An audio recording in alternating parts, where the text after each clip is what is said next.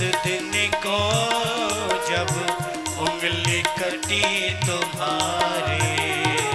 मां द्रौपदी प्रभु को एक पहले जो घट चुका उस प्रसंग को याद दिलाती है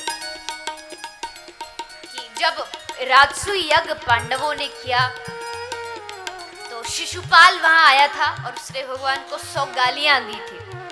भगवान सहते रहे, लेकिन जब वो 100 गालियों से आगे बढ़ा तो प्रभु ने सुदर्शन चक्र अपना निकाला और उसका सर काट दिया। तो प्रभु ने जब सुदर्शन हाथ में लिया तो प्रभु की उंगली थोड़ी कट गई और उससे लहू बहने लगा। जैसे प्रभु की उंगली कटी सब लोग घबराए, कोई इधर भागा, कोई वैद्य को बुलाने भाग गया, कोई दवाई लेने चला गया, कोई पट्टी लेने भाग गया। सारी पटरानियां भी भगवान की वहीं खड़ी थी, वो भी इधर उधर भागी।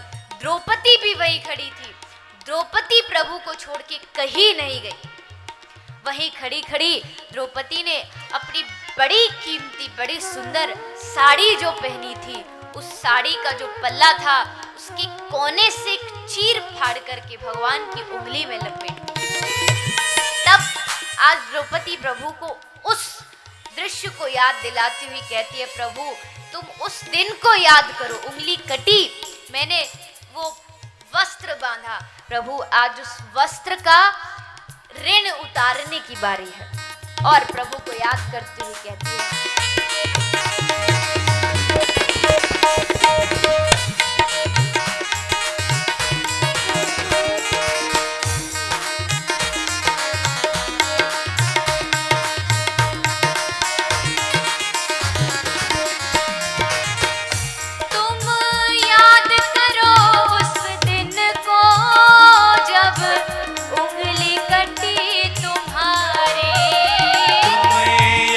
करो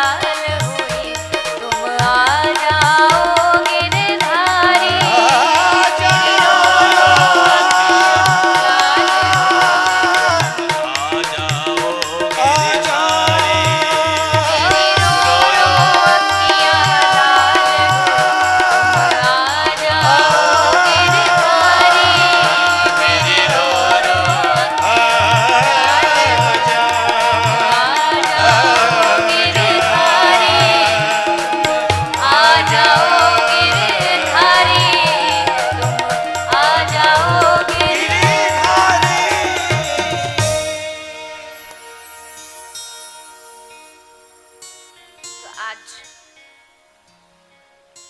जब वह द्रौपदी प्रभु को भाव से पुकारती है, अब तक खूब इधर उधर आश्रय के लिए भटकी, लेकिन जब कहीं से भी कोई मदद नहीं मिली तब भगवान की याद आई, मन को भगवान में लगाया और जैसे ही प्रभु को पुकारा तुरंत प्रभु वहां दौड़े दौड़े आए। तैयार तो पहले से ही बैठे थे कि कब वो बुलाए, कब मैं दौड़ा हुआ आऊं।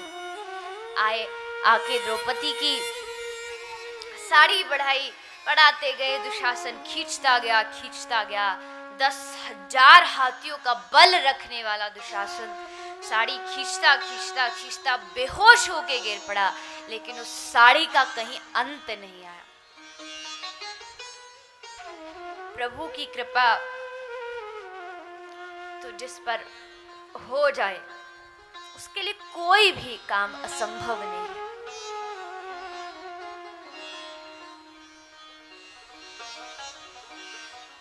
एक चीज और सीखें, जीवन में कोई भी दुख, कोई भी कष्ट, कोई भी परेशानी आए तो संसार वालों की मदद में जितना भागोगे उतना समय बर्बाद ही होगा।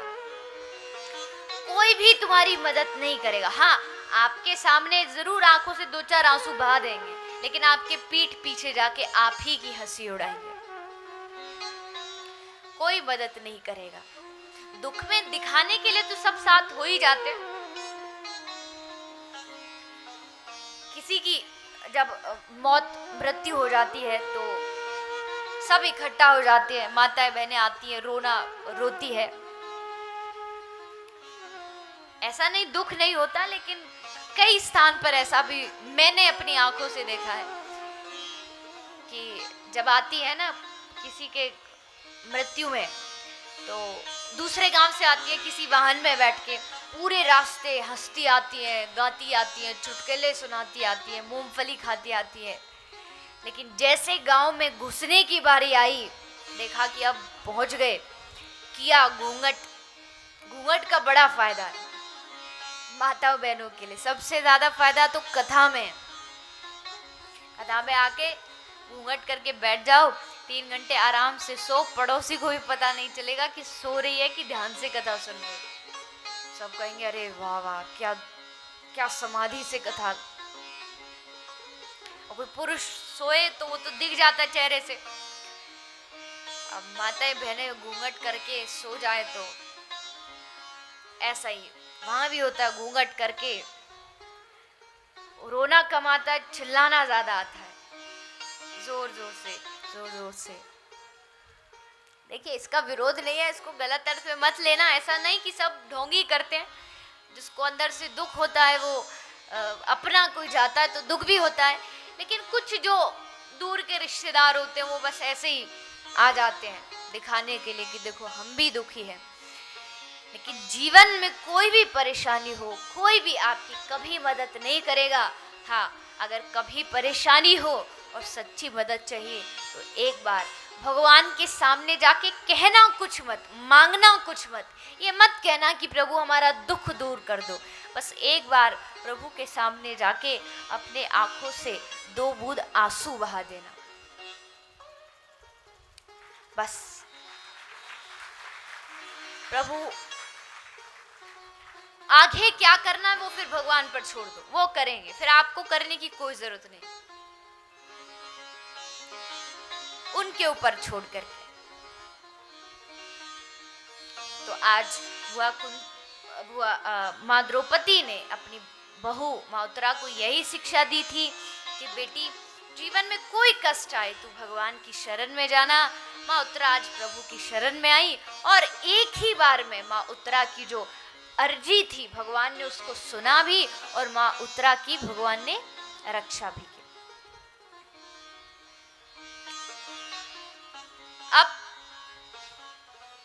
भगवान श्री कृष्ण फिर से जाने लगे, तब वहां पर भगवान की एक बुआ है जिनका नाम है कुंती, जो कि वसुदेव जी की बहन थी। लेकिन महाराज उग्रसेन ने जो वसुदेव जी की जो बहन थी माँ कुंती, इनको बचपन में ही कुंती भोज राजा को गोद दे दिया गया था, तो इनका पालन पोषण वहां हुआ। जन्म इनका वसुदेव जी की बहन के रूप में हुआ, तो भगवान की बुआ लगती थी। तो भगवान श्री कृष्ण जब जाने लगे तब बुआ कुंती वहां पर दौड़ी दौड़ी आई, आकर के भगवान से हाथ जोड़ा। भगवान ने कहा, बुआ आपने मेरी बड़ी सेवा की इतने दिनों तक, अब मैं चाहता हूं मैं आपको कुछ दूं, आप मांगिए आपको क्या चाहिए। बुआ कुंती हाथ जोड़ के बोली, अरे प्रभु आपने पहले से ही इतना कुछ दिया है और क्या मांगू, क्यों मांग के आपको शर्मिंदा करूं। अरे प्रभु मांगा तो उससे जाता है जिसको पता नहीं हो कि हमें क्या चाहिए, आपको तो सब पता है और आपने पहले से दिया भी इतना कुछ है, अब क्या मांगना। भगवान बोले, नहीं रे बुआ, बड़ी मेरी इच्छा है कि आपको मैं कुछ दूं, तो कुछ मांगो, जो आपकी इच्छा करे वो मांगो। तब बुआ कुंती ने भगवान से बड़ी सुंदर चीज मांगी। हाथ जोड़कर के बुआ ने कहा, हे प्रभु विपदः सन्तु न शश्वत तत्र तत्र जगत गुरो भवतो अदर्शनम यश अपुनर्भव दर्शन। हे प्रभु देना हो तो सिर्फ एक चीज मांगती हूँ। ऐसी चीज मांगी बुआ कुंती ने, ना तो आज तक किसी ने मांगी और ना ही शायद भविष्य में हिम्मत भी होगी मांगने की। कहा कि प्रभु आप सिर्फ इतनी कृपा करो कि मेरा पूरा जीवन दुखों से भर जाए, विपत्तियों से भर जाए। प्रभु मेरे ऊपर विपत्ति आती रहे, एक दुख जाए नहीं कि दूसरा आ जाए, दूसरा जाए नहीं कि तीसरा आ जाए। प्रभु मेरा जीवन दुखों से भर दो, जितना चाहे मुझे संकट दो, जितना दुख दो।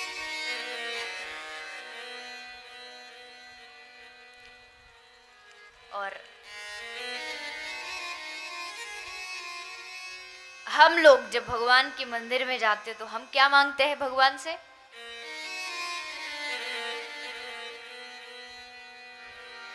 क्या मांगते हैं?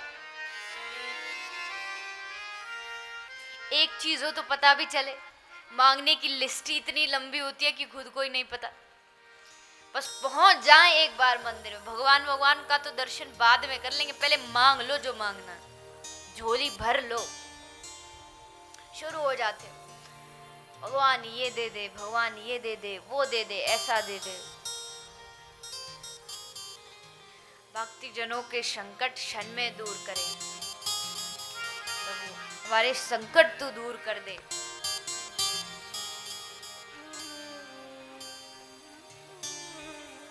आदमी भी बड़ा चालाक है और भगवान को भी अपनी चालाकी के साथ ठगना चाहता है। वो जब मंदिर जाएगा ना, तो मंदिर में जब आरती करेगा तो एक आरती में लाइन आती है, तन मन धन सब है तेरा। आरती आती है ना ये तो सभी को, तब गाते हैं ठाकुर जी के मंदिर में जाके। क्या गाते हैं?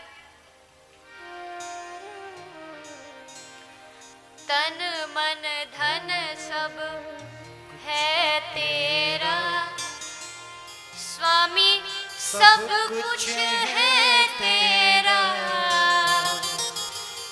तेरा तुझको अर्पण क्या लागे मेरा। ओम जय जगदीश हरे। मन में सोचते रहते, तेरा तो तुझको जब दे, पहले तू हमें दे, हमें देगा तभी तो तेरा तुझको देंगे। तन मन धन सब है तेरा जब लोग गाते ना, बड़ी धीमी आवाज में गाते, कहीं भगवान को सुन ना जाए। सुन गया तो फिर देना पड़ेगा जो कहा है सो। बड़ी धीमे से गाते हैं, पड़ोसी को ना सुन जाए, भगवान तक ना आवाज पहुंचे। लेकिन जब लाइन आती है,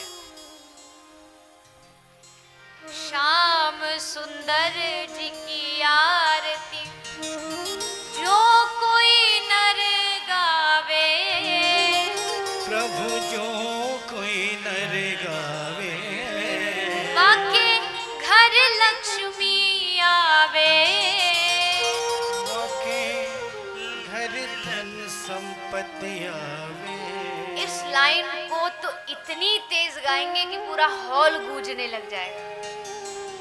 इस लाइन में कंपटीशन शुरू होता है कि हमारी आवाज पहुंचनी चाहिए भगवान तक सबसे पहले। अगर इस नजदीक पड़ोसी की पहुंच गई तो इसी को पहले दे देंगे, इसलिए पहले हमारी आवाज जाए तो पहले हमें मिले। बड़ी चालाकी से देखो, फिर मैं कहूँ सबका भाव ऐसा नहीं होता है।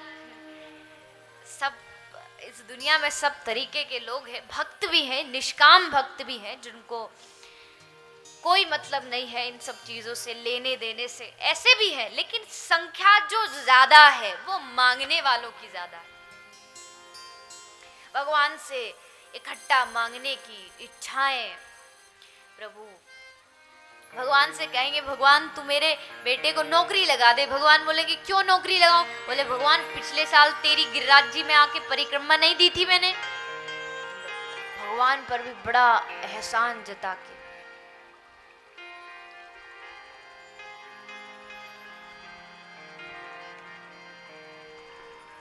भक्ति कीजिए। प्रभु से मांगने की जरूरत ही नहीं है, वो आपको सब कुछ देगा।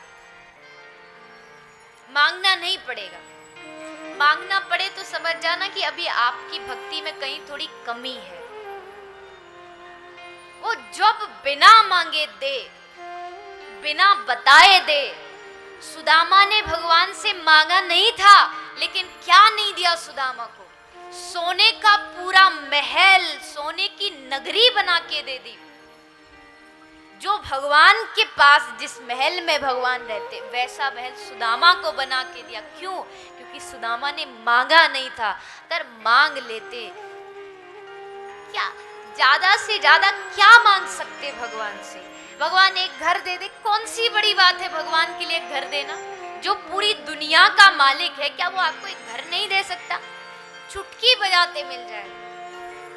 भगवान 1 करोड़ रुपया दे दे, वो भी भगवान के लिए बड़ी बात नहीं है। भगवान सोना चांदी दे दे, वो भी भगवान के लिए बड़ी बात नहीं। लक्ष्मी तो प्रभु के चरण दबाती है।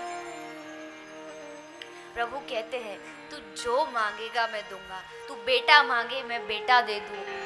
तू संतान मांगे, तू पैसा मांगे, तू धन दौलत मांगे, घर मांगे, गाड़ी मांगे, सब दे दूंगा। लेकिन किसी ने पूछा भगवान जो आपसे कुछ भी नहीं मांगे उसको क्या दोगे? भगवान ने कहा जो मुझसे कुछ भी नहीं मांगेगा उसको मैं अपने आप को ही दे दूंगा। तो आप सबके पास, हमारे पास भी 2 चॉइस, 2 ऑप्शन, उपाय है। एक तरफ तो धन दौलत है, एक तरफ भगवान है। अब आपको चुनना है आपको क्या चाहिए। जब बच्चे का जन्म होता है ना, तो कई जगह ऐसी एक रिवाज होती है कि बच्चे का जब जन्म हो तो उसकी बुद्धि आगे चल के कैसी होगी, उसके लिए 2 पल्ले, तराजू के पल्लों में एक तरफ तो धन दौलत रखा जाता है, एक तरफ ग्रंथ रखे जाते हैं। फिर बच्चों को छोड़ दिया जाता है कि देखें ये धन की तरफ जाता है कि ग्रंथ की तरफ। अगर धन की तरफ गया तो मतलब मायावी बनेगा, अगर ग्रंथों की तरफ गया तो मतलब भक्त बनेगा। तो 2 उपाय होते हैं। वैसे ही हमारे पास भी 2 उपाय। अब या तो ये छोटी मोटी चीज मांग लो, या फिर इकट्ठा जो सबका दाता है उसको मांग लो। इच्छा आपकी।